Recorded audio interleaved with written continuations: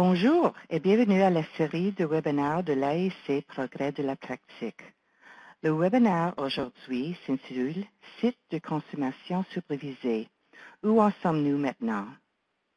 Cette session sera enregistrée pour les infirmières et infirmiers qui n'ont pas pu participer aujourd'hui. Je m'appelle Lisa Ashley, je suis infirmière conseillère principale à l'AEC et j'animerai ce webinaire.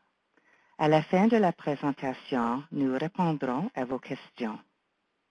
À la fin du webinaire, nous vous demanderons de répondre à un court sondage. Veuillez prendre quelques minutes pour nous transmettre vos commentaires. Lorsque vous terminez le sondage, on vous redirigera vers une page avec votre certificat de participation. Sans plus tard, je vous présente Marie-Lou Gagnon. Marie-Lou Gagnon est professeure agrégée à l'École de sciences d'infirmières de l'Université d'Ottawa. Ancien membre du conseil d'administration et expert conseil en recherche, en politique et en militantisme pour l'Association canadienne des infirmières et infirmiers en VIH-Sida. Elle est maintenant présidente du conseil d'administration du réseau juridique canadien VIH-Sida. Elle est aussi la fondatrice de la Coalition of Nurses and Nursing Students for Supervised Injection Services, créatrice de la campagne Facebook Réduction des méfaits, soins infirmières, et fondatrice et éditrice du blog L'infirmière radicale.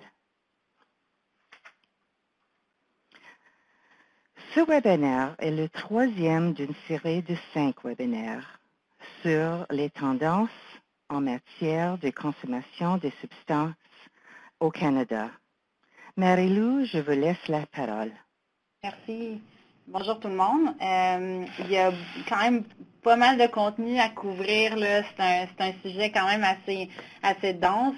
Ce que j'ai pensé faire aujourd'hui pour rendre ça assez facile, mais aussi pour vous donner en une heure un genre de survol de tout ce que vous devez savoir par rapport au site de consommation supervisée au Canada. Ce que je voudrais couvrir, c'est un petit peu de contexte. Je pense que ce contexte-là est essentiel pour comprendre où est-ce que nous en sommes en ce moment. Par la suite, je vais parler brièvement des sites de consommation supervisée au Canada. Où en sommes-nous en abordant les dimensions recherche, politique et pratique, puis où allons-nous? Donc, vers quoi on se dirige, puis à quoi penser pour les prochaines étapes. Donc, le contexte, en gros, comme je ne savais pas trop non plus à qui j'allais présenter aujourd'hui, je pense que c'est important de comprendre que la réduction des méfaits, c'est quand même la philosophie dans laquelle s'inscrivent les sites de consommation supervisée. Le principe de base de la réduction des méfaits, c'est vraiment que certaines choses qu'on fait dans la vie peuvent créer des méfaits, peuvent poser un risque à notre santé. Ça inclut avoir une sexualité, pratiquer des sports, conduire une voiture, se promener en vélo, boire de l'alcool. Toutes ces choses-là, et aussi prendre des drogues, peuvent entraîner des méfaits, poser un risque à notre santé. Fait qu'il y a vraiment deux façons d'approcher la chose, soit d'aborder sous l'angle de l'abstinence, de dire, il faut cesser de faire ces choses-là, mais comme vous le savez très bien, cette option-là ne fonctionne pas, et même, ça a été démontré empiriquement que les approches basées sur l'abstinence sont vouées à l'échec. La réduction des méfaits, c'est plutôt une approche qui dit, on ne peut pas vous dire de ne pas faire ces choses-là. Par contre, ce qu'on peut essayer de faire, c'est les rendre plus sécuritaires. Donc, ça s'applique aux drogues, oui, mais ça s'applique aussi à toute sphère de notre vie et aussi toutes sortes de maladies, donc pas juste la prise de drogue. Fait que ça, je pense que c'est important de le comprendre. Mais dans le contexte des drogues, habituellement, la définition avec laquelle on travaille, c'est cette définition-là. Donc, la réduction des méfaits, ça fait référence aux politiques, aux programmes, aux pratiques qui visent à réduire les conséquences adverses, tant au niveau social, économique, mais aussi lié à la santé de la consommation des drogues, sans nécessairement réduire ou arrêter la consommation comme telle. Et ça, je pense que c'est un point important à comprendre de la réduction des méfaits, c'est qu'on sait qu'en travaillant en réduction des méfaits, éventuellement, certaines personnes vont être prêtes à arrêter leur consommation, vont peut-être diminuer, mais on ne travaille pas avec cet objectif-là en tête. On travaille plutôt avec l'objectif de dire que peu importe ce que les gens décident de faire à la fin de la journée, nous, ce qui nous intéresse, c'est d'améliorer leur santé dans le contexte où ils se situent. et aussi de réduire les méfaits par rapport à l'utilisation des drogues. Historiquement, cette approche-là, c'est vraiment une approche qu'on dit grassroots, donc ça vient de la communauté, c'est centré sur la communauté. C'est aussi une approche qui est décrite comme étant pragmatique, centrée sur le patient. C'est aussi une approche qu'on dit éthique et sans jugement. Et avec la littérature qu'on a jusqu'à présent, c'est assez clair que c'est une approche qui est basée sur les données probantes puis qui a été prouvée, désolé, il y a une petite faute de frappe, qui a été prouvée comme étant efficace. C'est aussi une approche qui est rentable et qui diminue les coûts. C'est une approche qui sauve des vies, et ça, c'est important de le souligner. Puis c'est aussi une approche qui respecte les droits de la personne, tout en ce qui a trait au droit à la sécurité et à la vie. Et c'est d'ailleurs ça à quoi faisait référence la Cour suprême dans le cas de Insight que je vais mentionner plus tard. Je ne sais pas, j'entends du bruit dans le background. Je ne sais pas si tout le monde est en mode silence, là, mais si c'est possible de peser étoile 6, vous allez être en mode silence. Merci. Donc, je continue avec le contexte. En fait, par rapport aux drogues, des exemples d'approche de réduction des méfaits. Bien sûr, il y a l'éducation pour s'injecter de façon plus sécuritaire, de façon plus sûre. Il y a l'accès au matériel aussi, matériel stérile avec lequel on peut s'injecter. Il y a le dépistage des drogues qu'on peut faire. C'est pas une approche qui est très utilisée au Canada. C'est une des approches qui pourrait être utilisée d'ailleurs, surtout à la lumière de la crise actuelle avec le fentanyl, mais on n'en est pas rendu là. Par contre, d'autres pays l'utilisent, cette approche déjà. On peut former les gens aussi sur comment utiliser l'analoxone, comment intervenir en cas de surdose. On peut aussi mettre en place des sites de consommation supervisée. C'est le sujet d'aujourd'hui. Dans ces sites-là, ce qui nous est offert, c'est vraiment de l'éducation, c'est du matériel, c'est aussi de la prévention. Et une des raisons pourquoi ces sites-là sont aussi efficaces, c'est que le premier élément de prévention qu'ils offrent aux personnes qui utilisent des drogues, c'est le fait qu'ils n'ont pas à utiliser seuls, ce qui, on sait, est un facteur de risque énorme pour les surdoses. On offre aussi des soins et on offre une intervention rapide en cas de situation aiguë. Et les situations aiguës, c'est pas juste des surdoses. Ça, on va le voir tantôt. Là, je pense que c'est important d'élargir les genres de scénarios potentiels qui peuvent arriver dans les sites de consommation supervisée. Ça va bien au-delà de la surdose et je vais vous donner des exemples vers la fin. Donc, l'histoire des sites de consommation supervisée, désolée, je suis habituée de dire sites d'injection supervisée, mais là, on parle vraiment des sites de consommation supervisée qui sont un peu plus larges. Les moteurs de changement, je dirais, c'est important de le comprendre que c'est vraiment venu de mobilisation communautaire, de toutes sortes de groupes, incluant les usagers de drogue, des organismes communautaires, des professionnels de la santé, incluant les infirmières et infirmiers, des politiciens, des commerçants, des leaders au niveau communautaire, des militants. Donc, ça n'arrive pas tout seul. On se frappe souvent à beaucoup de barrières pour mettre en place ces services-là. Et lorsqu'on regarde les services qui existent actuellement, tant au Canada qu'ailleurs dans le monde, c'est vraiment les efforts d'une mobilisation communautaire importante. C'est aussi le résultat de désobéissance civile. Si on regarde le cas de Fixerum au Danemark, qui est en fait une unité mobile où, à la base, des infirmières et des médecins ont décidé d'aller contre la loi et de courir le risque de se faire arrêter pour offrir ce service-là. C'est comme ça que ça a commencé au Danemark. Fait que c'est important aussi de reconnaître ça dans l'histoire des sites de consommation supervisée. C'est aussi souvent le fruit de batailles juridiques. C'est le cas au Canada, je vais le mentionner brièvement tantôt, mais ça aussi, c'est important de le comprendre. Donc, ça prend souvent des efforts importants pour se rendre jusqu'à la mise en place d'un service de consommation supervisée. Qu'est-ce que c'est? Mais je voulais diviser en trois sections. En fait, qu'est-ce qu'on veut dire quand on parle d'un service, un site de consommation supervisée? Il y a la première partie, supervisée. Quelqu'un est présent. Ça ne veut pas dire que c'est une infirmière ou un infirmier. Il y a différents modèles. Des fois, ça peut être un père aidant. Des fois, ça peut être un travailleur en réduction de méfaits. Et c'est sûr que le modèle, comme on le connaît au Canada, on le connaît surtout avec une infirmière, un infirmier présent ou plusieurs infirmières et infirmiers présents. Mais ce n'est pas le seul modèle. Fait que je pense que c'est important pour avoir vraiment une bonne compréhension de ce que c'est, de reconnaître que la portion supervisée peut être faite par d'autres gens et qu'il y a des modèles qui sont proposés actuellement au Canada qui ne vont pas inclure un infirmier et une infirmière. Et ça ne veut pas dire que c'est obligatoire. Par contre, il faut comprendre c'est quoi la différence, qu'est-ce qu'une infirmière et un infirmier apporte de plus, c'est quoi les avantages de différents modèles. Mais pour la portion supervisée, ça peut être aussi d'autres personnes. Il y a la portion consommation. Ce que ça veut dire, c'est qu'on peut consommer la drogue sans crainte d'être arrêté dans un espace prédéfini. Et on peut apporter sa propre drogue illégale pour consommer sur les lieux et s'injecter ou inhaler. On va le voir tantôt que les différents modèles possibles. Je mets une petite étoile à la drogue illégale parce que c'est sûr qu'idéalement, on aimerait se diriger vers des sites de consommation supervisée où est-ce que ce que les gens consomment, ce sont des drogues prescrites. Alors, on n'est pas rendu là, mais idéalement, si on veut vraiment aller à la réduction des méfaits à 100%, il faudrait aussi réduire les méfaits au niveau de la substance que les gens consomment. On n'est pas rendu là. Il y a une seule clinique au Canada qui utilise ce modèle-là, qui est la clinique Crosstown à Vancouver, où est-ce qu'on offre aux personnes de s'injecter de l'héroïne prescrite, donc de la diacétylmorphine. C'est un modèle qu'on veut élargir, qu'on veut mettre en place ailleurs.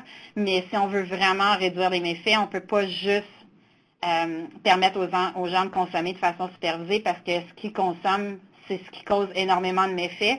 Fait qu'on de plus en plus pousse pour aller plus loin dans notre philosophie de réduction des méfaits au Canada. Et le site, la portion site, ça aussi c'est important de comprendre qu'il peut y avoir un site créé spécifiquement pour cet objectif-là, comme c'est le cas pour Insight, mais ça n'a pas à être le cas pour toutes les villes, les lieux où est-ce qu'on veut mettre en place un service comme ça. Il y a beaucoup de gens qui proposent en fait l'intégration de ce service-là dans une organisation, un établissement qui existe déjà. C'est le cas, par exemple, à Montréal, où est-ce qu'on va ouvrir 3 services de consommation supervisés bientôt. On peut aussi proposer la version unité mobile, comme à Fixerum au Danemark, comme aussi à Montréal, on proposé une unité mobile.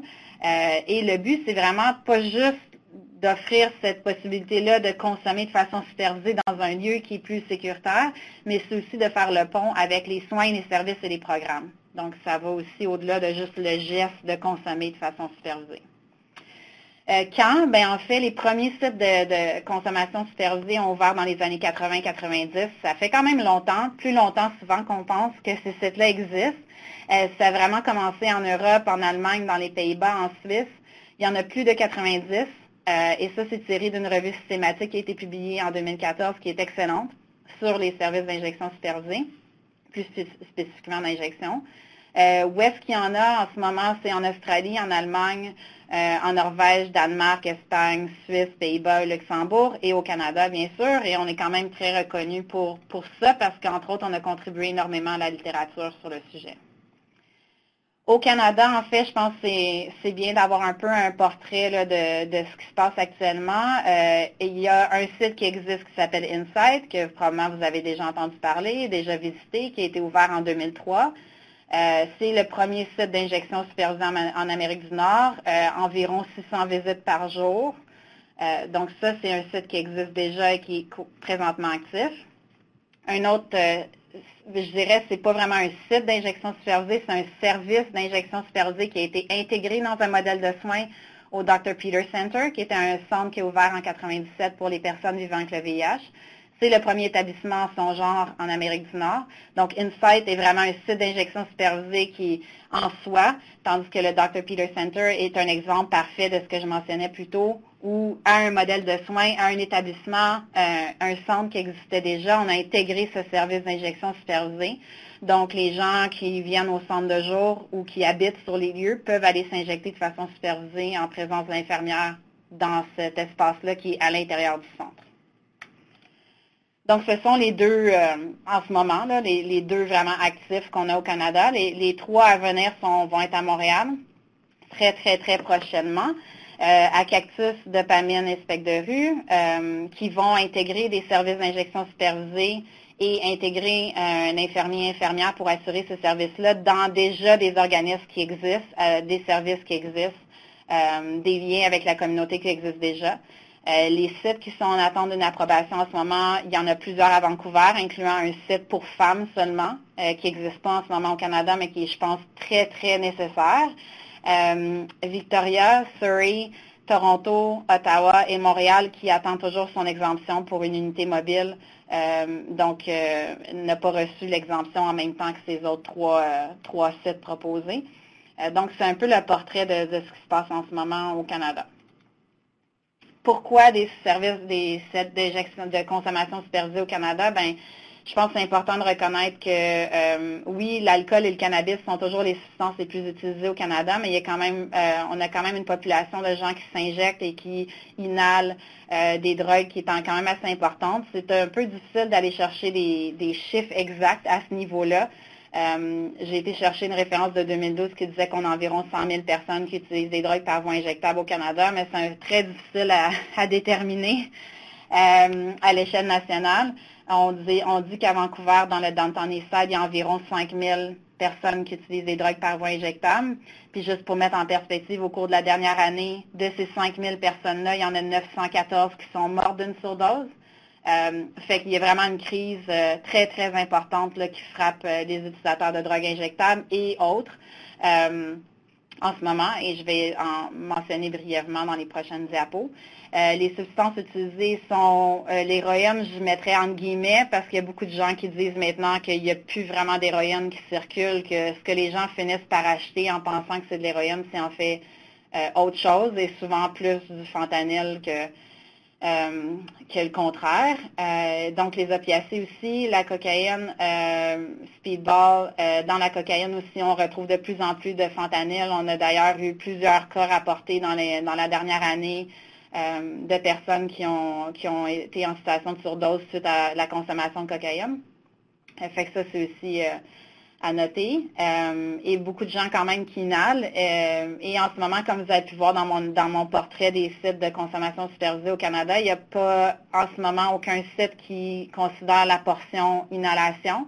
Récemment en février, j'avais été à une rencontre où est-ce qu'à Edmonton, on semble considérer puis explorer l'option d'avoir la portion inhalation.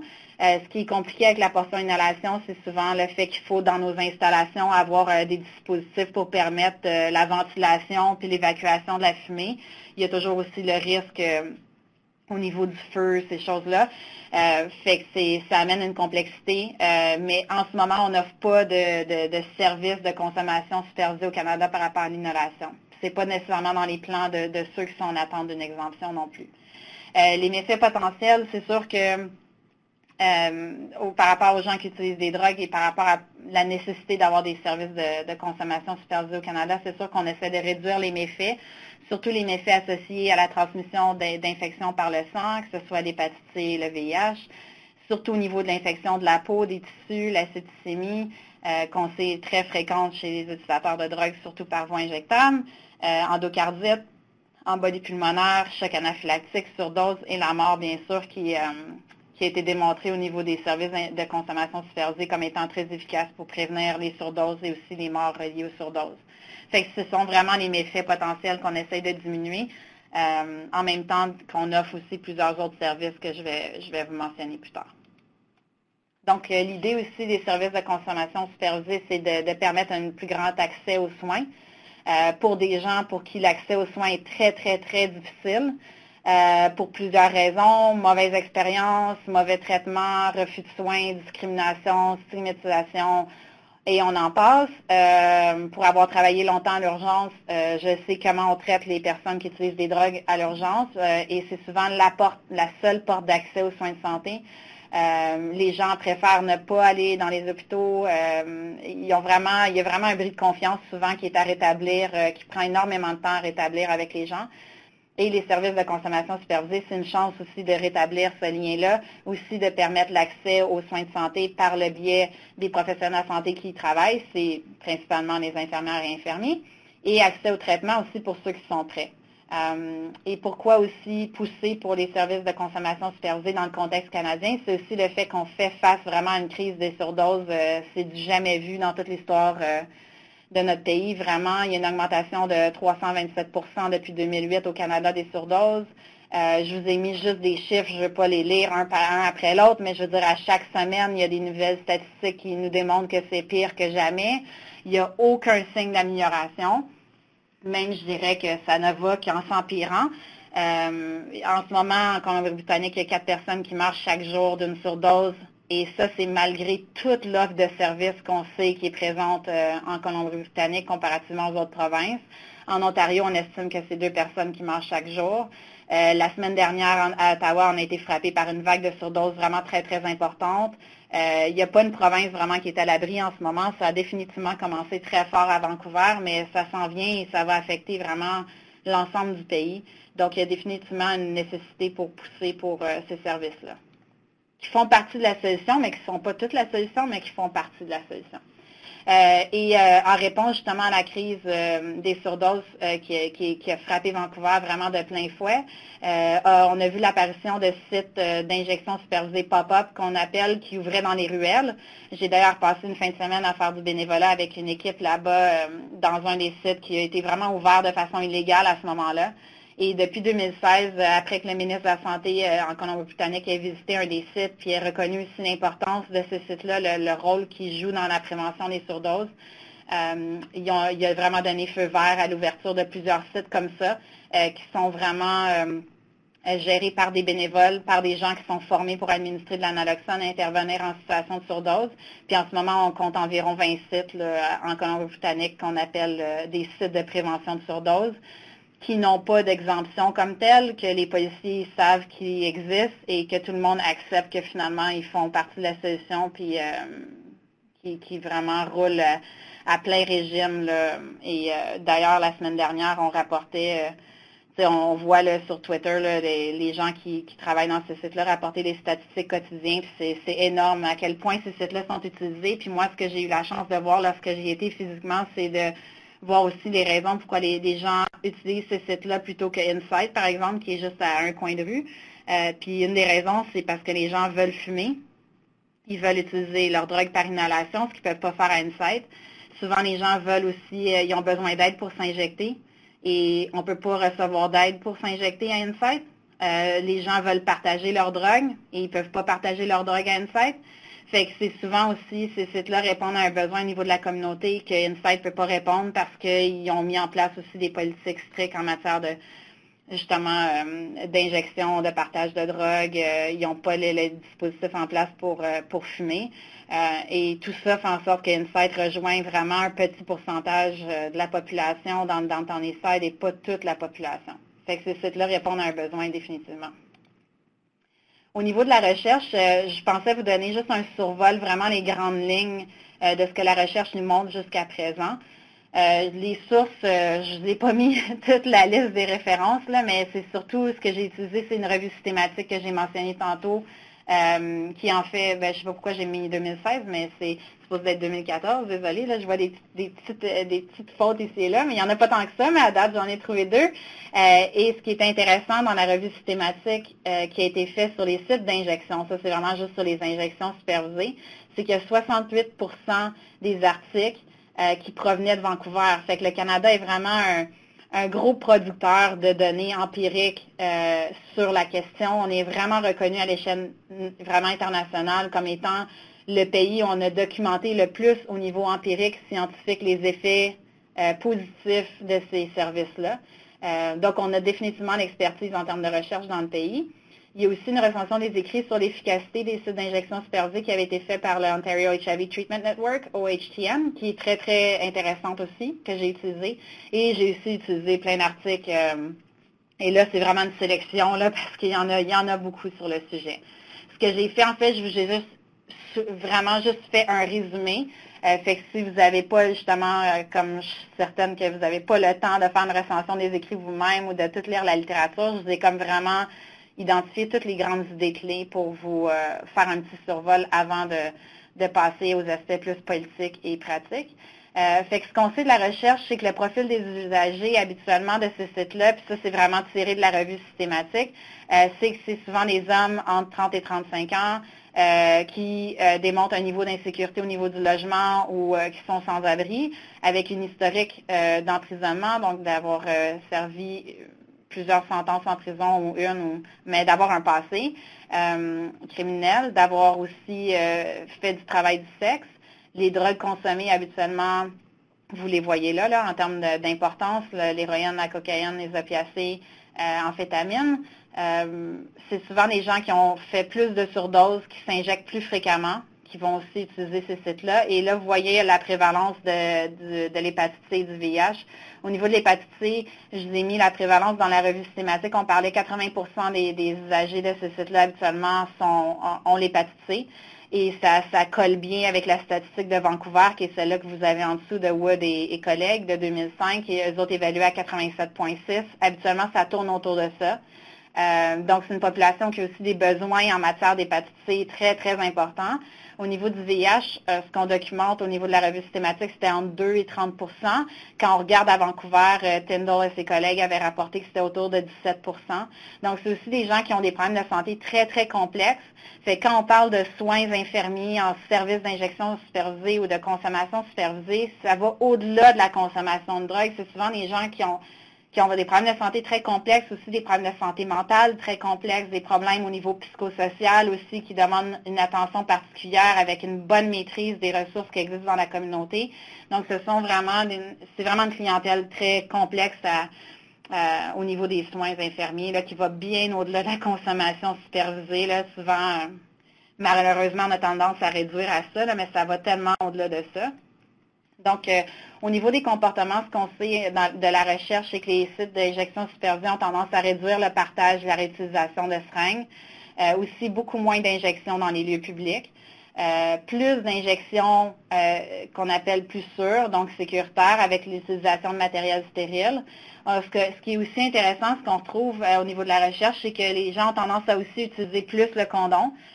Par exemple, lorsqu'on va à Insight, j'ai eu la chance de travailler avec l'équipe en novembre pendant une journée, on voit que les gens sur le comptoir, ils ont accès à tout le matériel pour consommer leur drogue, mais ils ont aussi accès à des condoms, entre autres. Et c'est une des choses que les gens vont utiliser davantage. Fait qu'il y a un autre aspect de réduction des méfaits là, qu'on rencontre. Au niveau des méfaits, on sait qu'il y a des soins beaucoup plus rapides pour les infections de la peau, des tissus. Donc, c'est des gens qu'on peut prendre en charge plus rapidement. On n'a pas à attendre que vraiment leur état dépérisse au point de nécessiter une hospitalisation, par exemple. Il y a diminution des décès liés aux surdoses. Il n'y a jamais aucun décès qui a été recensé dans un site service d'injection supervisée dans le monde. C'est un espace aussi sécuritaire, loin des dangers de la rue. Au niveau de la recherche qui est issue de Vancouver, on sait que pour les femmes, c'est très important. Ça leur donne l'opportunité de consommer dans un lieu où est-ce qu'elles peuvent aussi être loin de tout ce qui accompagne la consommation de drogue, les transactions dans la rue, que ce soit au niveau de gens qui vont les cibler pour leur prendre la drogue, qui vont essayer d'utiliser une relation de pouvoir pour par exemple, dire, OK, ben je vais t'injecter, tu me donnes la moitié de ta drogue, ou en échange de ça, ben je vais te demander des faveurs sexuelles. Tu sais, c'est vraiment, ça donne un espace où est-ce qu'elles peuvent consommer de façon plus sécuritaire leur drogue sans être dérangées, harcelées et potentiellement violentées aussi. Et c'est une des raisons pourquoi on veut aussi un site pour femmes seulement à Vancouver, ce qui, je pense, est plus que nécessaire. On sait que ça diminue les infections transmissibles par le sang, l'hépatite C, le VIH. Par contre, c'est une dimension de la recherche qui est le plus dure, je pense, à aller chercher au niveau des sites d'injection supervisés, parce que ça, c'est plus difficile à déterminer. Les chiffres varient énormément. Là. Je vous ai mis deux exemples. Là. Pinkerton, en 2011, disait que c'est 5 à 6 cas de VIH évités par année par Insight, et après ça, on disait 35 cas évités par année dans un autre article. C'est assez difficile, je pense, de saisir cet aspect-là. Par contre, on sait que, logiquement, là, qu'en faisant vraiment la réduction des méfaits, on va en arriver à ces objectifs-là. Au niveau des traitements, on sait que ça augmente au niveau des consultations, l'initiation du traitement. On sait aussi que post-Insight, après l'établissement d'Insight, il y a eu une augmentation de 30 % des services de détox. En ce moment, c'est sûr que la situation à Vancouver a changé énormément. Il y a définitivement plus de services. Beaucoup de cliniques en ce moment offrent le début de traitement la journée même lorsqu'on veut commencer pour éviter des délais en réponse à la crise des surdoses. Je pense que ces stats-là probablement ont augmenté de façon assez importante. Au niveau des espaces publics, on note qu'il y a moins d'injections dans les lieux publics, moins de dispositions non sécuritaires des aiguilles et des seringues, moins de plaintes. Puis au niveau du crime, je pense que c'est important parce que les gens qui s'opposent à des services d'injection supervisés jouent toujours la carte du crime, là, mais c'est vraiment assez clair au niveau empirique qu'il n'y a aucune augmentation de crimes de violence ou de trafic de drogue suite à l'ouverture de sites d'injection supervisés, et ça partout dans le monde. Et ce que je trouve intéressant dans Poitiers et Hall, dans leur revue systématique, c'est qu'il y avait des chercheurs en Australie qui ont fait une étude où est-ce qu'ils ont regardé sur 10 ans vraiment les effets sur le crime, puis ils n'ont noté aucune augmentation des infractions liées à la drogue pendant les 10 ans après l'ouverture des sites d'injection supervisés là-bas. Au niveau des coûts, là, je suis vraiment pas quelqu'un qui aime mettre beaucoup d'emphase sur l'argent, mais je pense que c'est important de réaliser qu'on gagne au niveau financier aussi à investir dans des services d'injection supervisés plutôt qu'attendre que les méfaits soient causés, puis après ça, les traiter. On sait que ça coûte beaucoup plus cher. Puis au niveau, en moyenne, des bénéfices-coûts, pour chaque dollar investi, on a un retour en dollars d'environ un petit peu plus que 5 dollars pour ces services-là. C'est aussi, ça a été démontré là, à nombreuses reprises que c'était définitivement un bon investissement, et on a un retour sur nos investissements à chaque fois qu'on ouvre ces sites-là, juste de par le fait qu'on augmente l'accès aux soins de santé, on est plus proactif dans nos approches, qu'on peut prévenir les méfaits, puis ces méfaits-là sont très dispendieux, comme par exemple quelqu'un qui contracte l'hépatite C ou le VIH, ou qui a une infection, ou qui a un endocardite, ou qui a des plaies complexes qui sont à traiter. Tout ça, ça vient avec des coûts. On est mieux au niveau, si on parle strictement au niveau financier, c'est sûr qu'au niveau santé aussi, ça vaut la peine d'agir en prévention, mais on est mieux de prévenir que finalement traiter les conséquences d'utilisation de drogue dans un contexte où est-ce qu'on n'offre pas de réduction des méfaits. Au niveau des politiques, je pense que c'est important de réaliser que, je sais que souvent on pense en termes cliniques et en termes de soins, c'est ce qui nous intéresse beaucoup. Mais je voulais intégrer le volet politique parce que, contrairement peut-être à d'autres maladies, où est-ce que si par exemple on travaille sur la question de, je sais pas moi, en oncologie pédiatrique ou le diabète de type 2 chez les adolescents qui font de l'embonpoint, ou si on parle d'hypertension, ces sujets-là sont pas très politisés. On ne fait pas face à des barrières énormes au niveau politique, au niveau communautaire. Par contre, quand on travaille avec des gens qui utilisent des drogues et quand on parle de sites d'injection supervisés ou sites de consommation supervisés, ben on fait face à des barrières énormes. Et là, soudainement, c'est plus juste une question de santé, ça devient une question politique puis une question légale.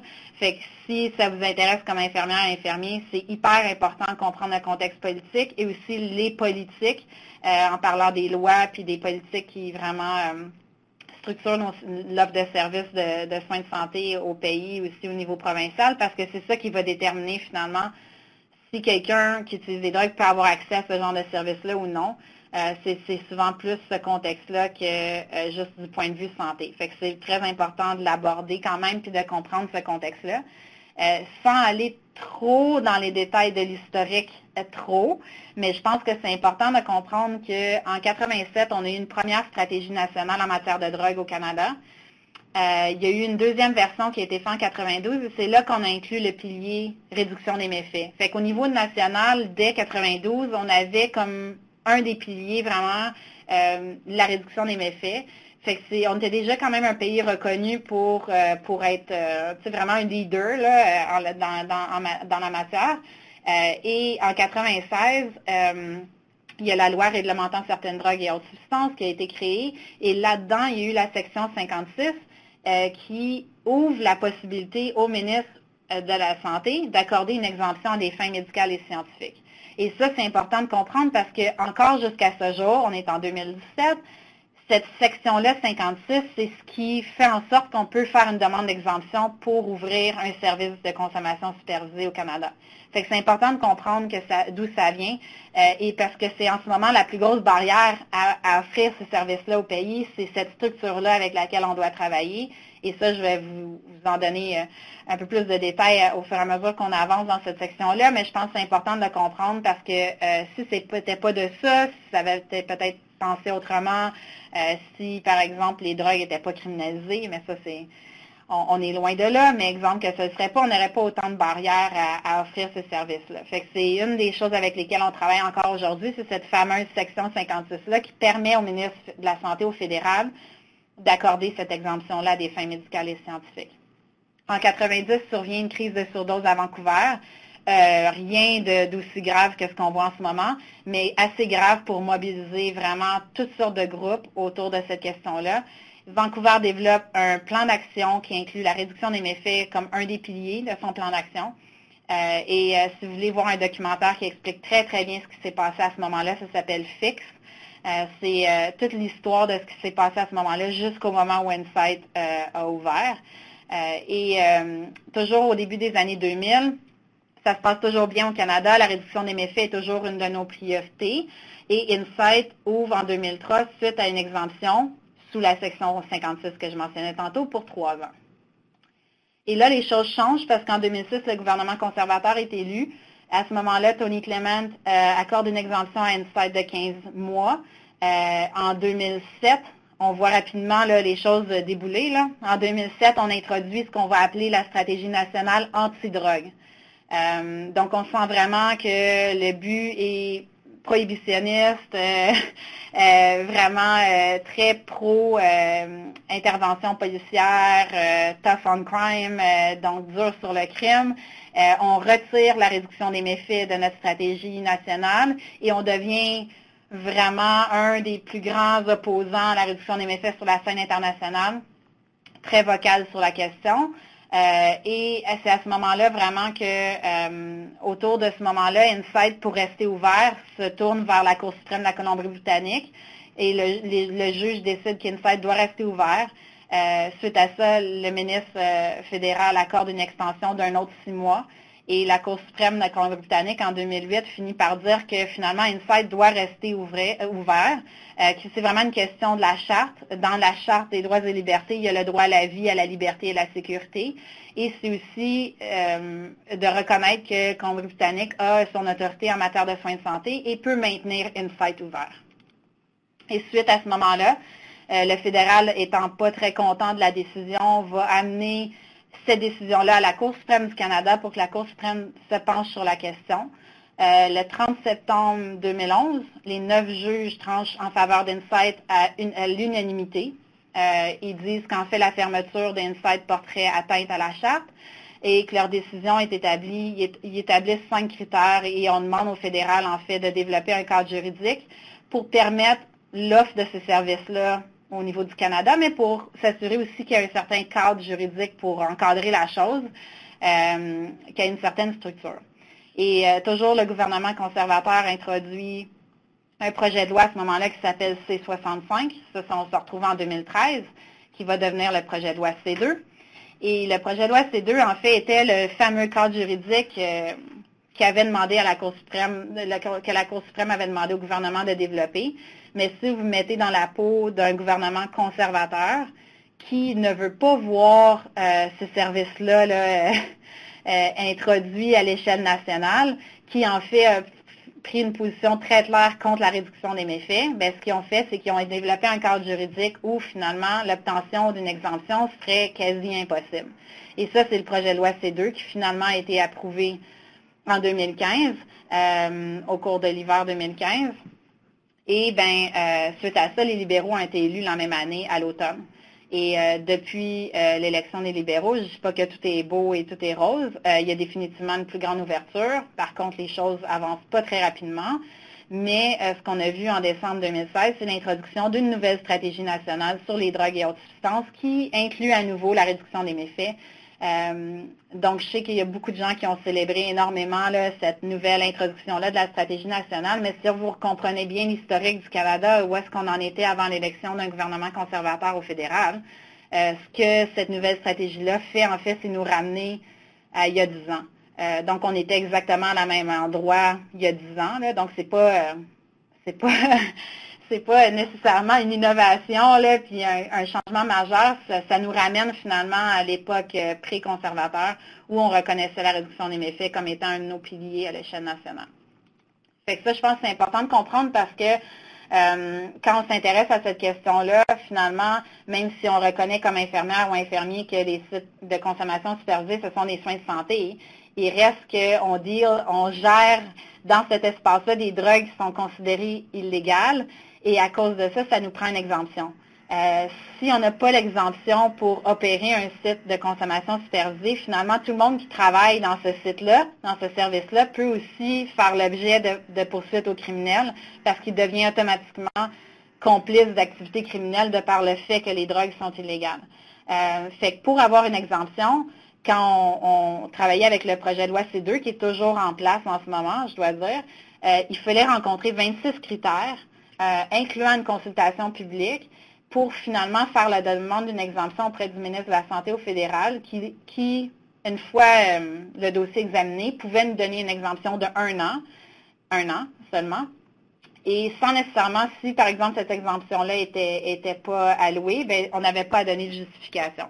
Là, ce qui est présentement en étude, c'est le projet de loi C37 qui, lui, est passé de 26 critères, qui est toujours le cadre dans lequel on opère en ce moment, à 5 critères, les 5 mêmes que la Cour suprême avait établis.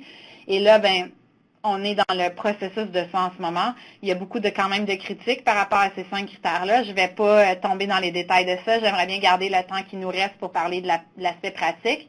Mais je pense que c'est important, si vous voulez savoir où est-ce qu'on en est, de comprendre ce contexte-là politique, légal et extrêmement important parce que c'est la plus grosse barrière à laquelle on fait face. C'est ce qui fait en sorte que ça prend du temps.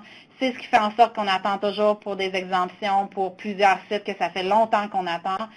C'est pour ça qu'on n'est pas capable d'agir rapidement en situation de crise. C'est tout ça, c'est toute cette lourdeur-là bureaucratique. Puis ça vient vraiment de cette histoire-là que je vous ai présentée, fait que je pense que c'est important de la comprendre. Au niveau de la pratique, ben en fait, quand même assez tôt, là, les organisations infirmières ont reconnu que la pratique en site de consommation supervisée tombait dans le champ de pratique de l'infirmière, de l'infirmier, qu'il n'y avait rien d'extraordinaire à ce qu'une infirmière ou un infirmier faisait dans ce service-là, au-delà du fait que oui, les gens consomment des drogues qui sont considérées illégales, mais au-delà de ça, il n'y a rien vraiment que l'infirmière ou l'infirmier va faire qui va au-delà de son champ de pratique. Ça a été hyper important pour les organisations infirmières qui finalement sont venues intervenir en coalition dans le cas des Insights, qui ont aussi présenté leur point de vue aux différentes étapes des projets de loi C2 et C37 pour bien expliquer aux gens qui prennent les décisions, aux juges, vraiment le rôle d'une infirmière, puis le fait que comme ce qu'on fait dans ce service-là, dans ce site-là, c'est ce qu'on fait n'importe où, sauf que là, c'est une pratique qui est adaptée aux gens qui utilisent des drogues. Et du côté du Québec, l'OIQ a quand même pris un énoncé de position en 2009 sur la question des sites d'injection supervisés. Donc, les organisations infirmières ont quand même été assez claires sur la question là, du champ de pratique, puis de reconnaître que ce qu'une infirmière ou un infirmier fait dans ces services-là, ça tombe dans le champ de pratique régulier. Par contre, je dirais qu'au niveau des connaissances et de l'expertise, c'est vraiment très, très unique et je dirais encore inexploré au niveau de ce que les infirmières et infirmiers ont à développer comme connaissances et expertise pour travailler dans ce service-là. C'est un drôle de mélange de soins aigus, primaires, communautaires, santé mentale, trauma, réduction des méfaits, VIH, hépatite C, tout mélangé en un endroit avec une population très, très diversifiée. Ça demande beaucoup de connaissances, que je dirais, de la rue. Donc, au niveau du langage, au niveau des drogues, au niveau des effets des drogues, au niveau de la préparation des drogues, au niveau du matériel utilisé, des préférences des usagers, les prix, les tendances, ce qui se passe au niveau de la rue, ça demande définitivement des connaissances poussées à ce niveau-là. La crédibilité des infirmières et infirmiers passe beaucoup par comment ils sont perçus comme étant soit complètement déconnectés, puis comme une infirmière, ou comme une infirmière qui est vraiment plus avec lequel je suis capable de créer un lien, que c'est quelqu'un qui va me comprendre, qui comprend mon langage, qui me pose des questions qui sont pertinentes pour ma réalité. Puis pour faire ça, il faut connaître vraiment ces connaissances-là de la rue, que je dirais.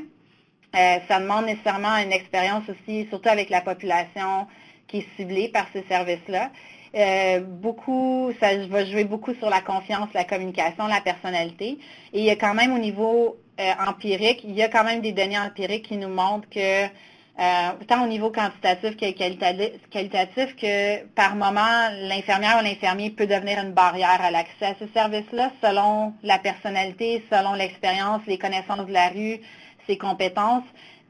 Selon la personne qu'on a dans ce rôle-là, on peut avoir un élément facilitateur ou une grosse barrière. Fait que si les gens, par exemple, ne sentent pas qu'ils peuvent te faire confiance, ils sentent que tu n'es pas crédible, ils sentent que tu n'as pas d'expérience, que tu sais pas de quoi tu parles, que tu sais comme ça peut finalement agir comme une grosse barrière parce que l'infirmier joue vraiment un rôle très important dans ces services-là. Fait que c'est sûr que c'est pas toujours un élément facilitant. Il y a des données qui montrent qu'en fait, des fois, l'infirmière peut devenir un obstacle à l'utilisation de ces services-là. Et ça prend aussi, je pense, une compréhension, comme je disais tantôt, plus large des enjeux légaux, sociaux, politiques. C'est pas tout déconnecté, tout ça, tout vraiment rentre en compte dans la pratique au quotidien. Ces enjeux-là, ils ont un impact direct sur la pratique.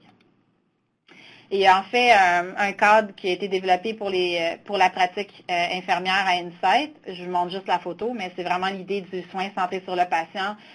Tout de suite, c'est le relationship building, donc développement de relations qui est hyper important, qui en fait, tant si longtemps que ça c'est pas fait, on peut faire aucun soin. C'est vraiment souvent très, très difficile. Des gens pour qui la confiance envers les professionnels de santé est à zéro.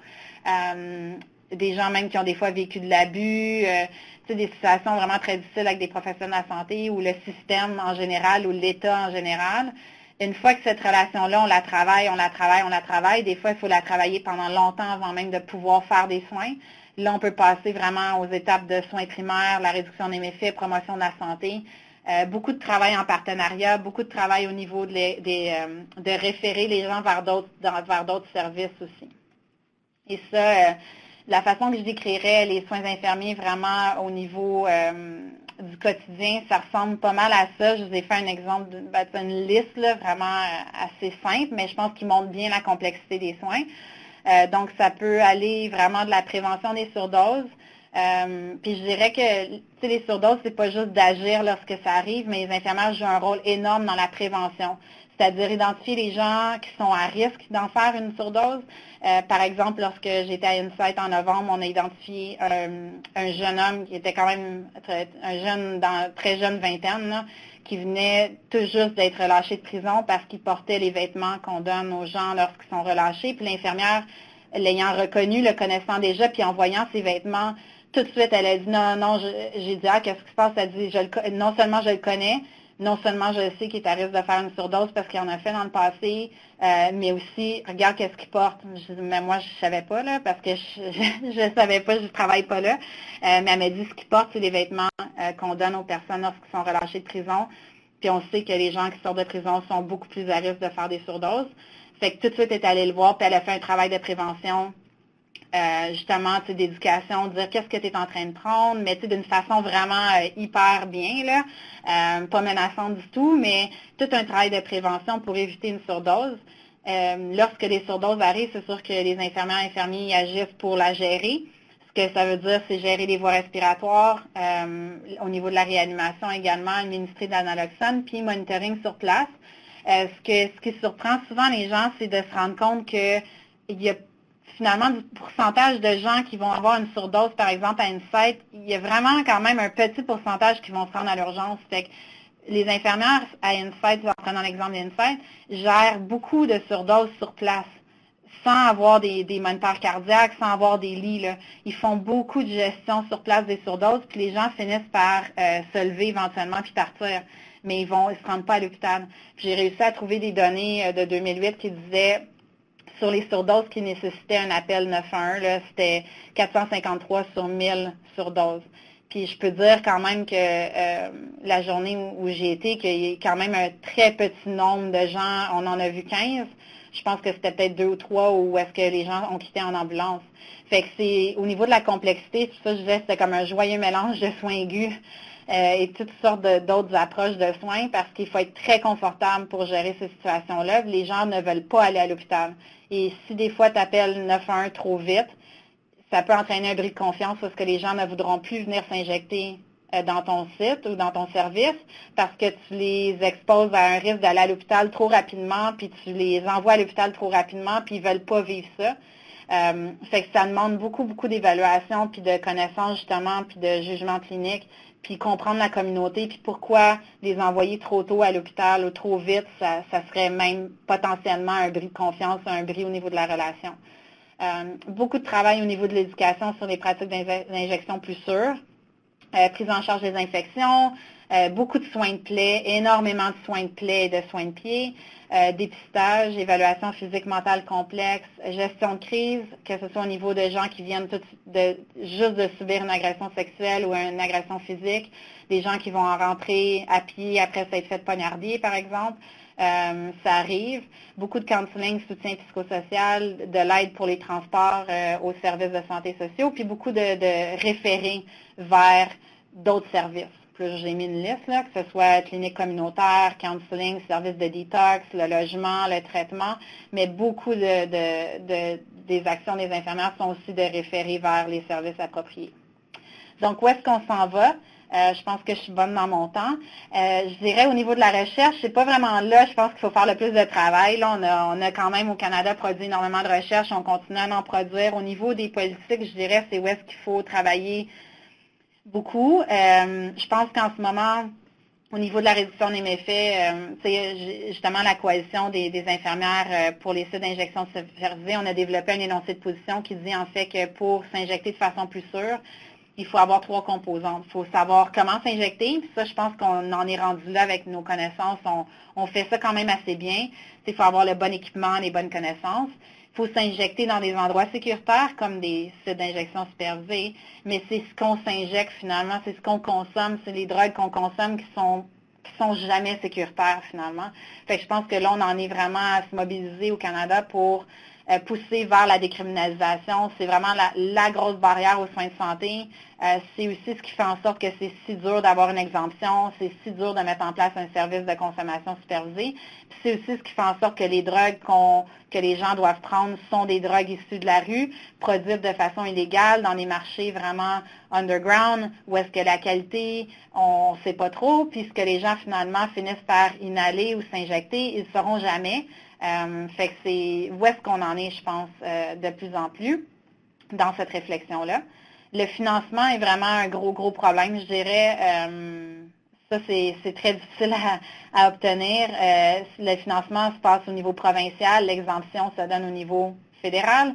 C'est quand même toute une autre bataille aussi d'assurer le financement provincial de ces services-là, parce que là, c'est tout un autre niveau où est-ce qu'il faut aussi convaincre de l'utilité, toute cette question-là de coût-bénéfice, l'importance au niveau des soins de santé pour assurer un financement. Au niveau de la pratique infirmière, je dirais que là, RNAO, qui est l'Association des infirmières en Ontario, est en train de développer les meilleures pratiques sur pratique infirmière site d'injection supervisée. Ça va être intéressant de voir le résultat. Je pense qu'il y a beaucoup de questions en ce moment sur la question de champ de pratique puis les rôles infirmiers qui restent à examiner davantage. Aussi, beaucoup de discussions autour des différents modèles, composition des équipes. Il y a des gens qui ne veulent pas d'infirmières sur place pour des raisons que je comprends très bien.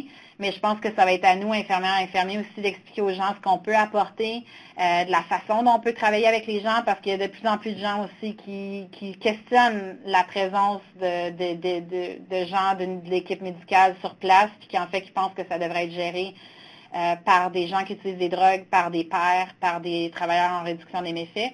Fait que je pense que c'est notre moment aussi pour faire bien comprendre aux gens ce qu'on apporte là-dedans. Aussi, dans les années à venir, je dirais de formaliser les connaissances et le transfert des connaissances, parce que les connaissances que les infirmières et infirmiers développent, je dirais, sont souvent perdues le moment où ils changent de spécialité puis ils vont travailler ailleurs. Il n'y a pas de livre qui existe là-dessus, il n'y a pas de document qui existe là-dessus, il n'y a pas, tu sais, au-delà des protocoles, mais des protocoles, ça ne dit pas grand-chose sur les connaissances infirmières. C'est vraiment juste des marches à suivre, là, mais tu sais, c'est assez incomplet. Je pense qu'il va falloir penser à comment est-ce qu'on saisit ces connaissances-là puis on les transfère, faire aussi du mentorat puis d'assurer la rétention des infirmières. Je pense que c'est où est-ce qu'on en est. Puis peut-être en terminant rapidement, là, 1 à 2 minutes, qu'est-ce qu'on pourrait faire pour améliorer les sites de consommation supervisée? Je dirais qu'il y a énormément de temps d'attente. Ça, c'est en 2014, on disait 15 à 30 minutes.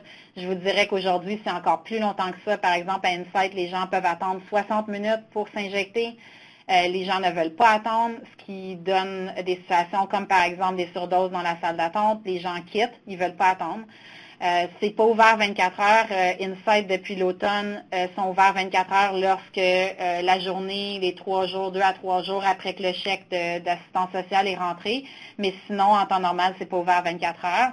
Les gens ne peuvent pas partager, splitter leur drogue, ils ne peuvent pas inhaler, fumer, et ils ne peuvent pas avoir d'injection assistée. Et il y a énormément de gens qui ont besoin d'aide pour s'injecter, qui ne veulent pas s'injecter eux-mêmes. Puis j'ai juste mis des exemples de à quel point c'est prévalent chez les jeunes qui s'injectent. Par exemple, entre 14 et 26 ans, il y a à peu près un jeune sur deux qui s'injecte au Canada qui se fait injecter par quelqu'un d'autre. Des gens qui ont des handicaps, les femmes aussi ont tendance plus à se faire injecter, surtout en relation. Là, elles se font injecter par exemple, leur copain ou la personne qui leur fournit des drogues ou des choses comme ça. À Barcelone, les infirmières ont le droit d'injecter. On n'est pas là au Canada en ce moment, mais VANDU, qui est le Vancouver Network of Drug Users, je ne sais pas c'est quoi le A, je ne me rappelais plus, il avait développé une équipe de soutien à l'injection qui était en fait par des pairs qui ont de l'expérience à s'injecter des drogues, qui allaient injecter d'autres personnes qui en avaient besoin de façon sécuritaire. Mais je pense que si on parle de réduction des méfaits puis on ne parle pas de ça, on manque complètement le bateau. Là. Ça doit faire partie de la discussion, puis ça ne l'est pas en ce moment vraiment. Fait que ça, c'est mon survol que j'ai eu. Merci. Merci beaucoup, Mary-Lou. Votre présentation est tellement riche et intéressante. Malheureusement, nous n'avons pas du temps pour répondre aux questions, mais s'il y a des infirmières qui ont des questions, votre renseignement est sur l'écran maintenant. Nous espérons que vous avez apprécié ce webinaire. C'est tellement riche. Si vous ne l'avez pas encore fait, envisagez de vous inscrire à votre prochain webinaire à faire le mercredi 7 juin. Merci encore, Mary-Lou, et merci tous pour votre présentation aujourd'hui. Au revoir.